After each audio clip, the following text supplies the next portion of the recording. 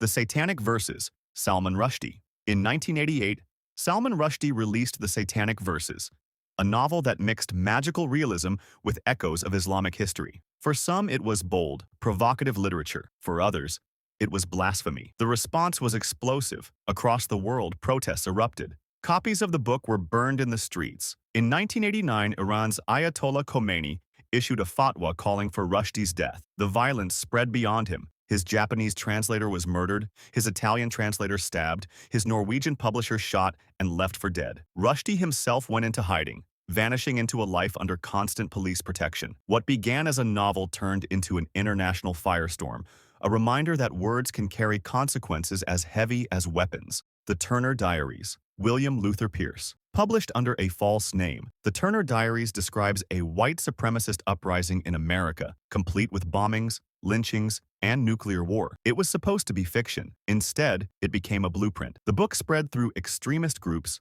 traded like scripture. Timothy McVeigh, the Oklahoma City bomber, carried a copy and quoted passages from it. Other killers, from militia gunmen to neo-Nazi terrorists, pointed to it as their guide. It's been called the Bible of the Racist Right, a work of fiction that bled directly into reality. A Clockwork Orange. Anthony Burgess.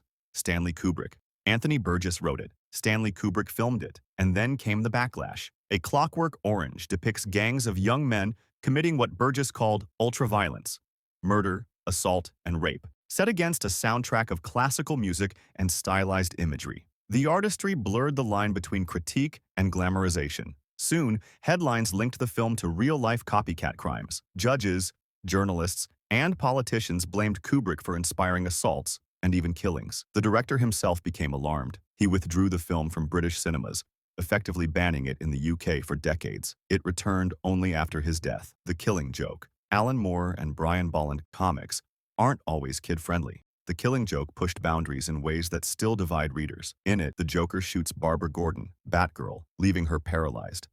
He strips and photographs her, using the images to torture her father, Commissioner Gordon.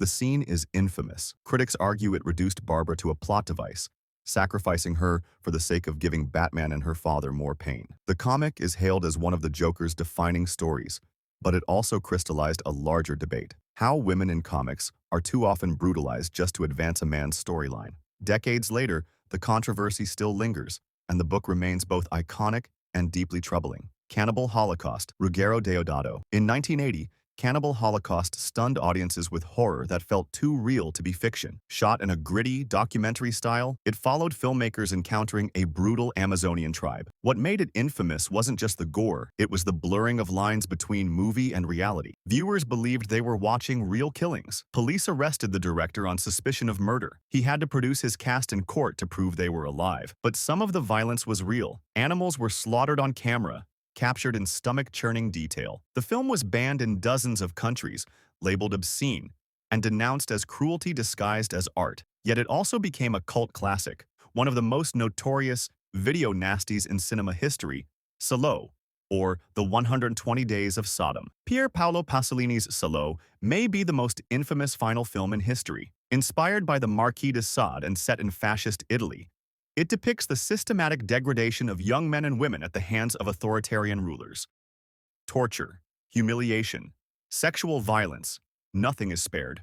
Pasolini intended it as a savage allegory of power, corruption, and fascism. Audiences saw something else: exploitation so extreme it was almost unwatchable. Governments across the world banned it outright. Even today, decades later, it's still censored in many countries,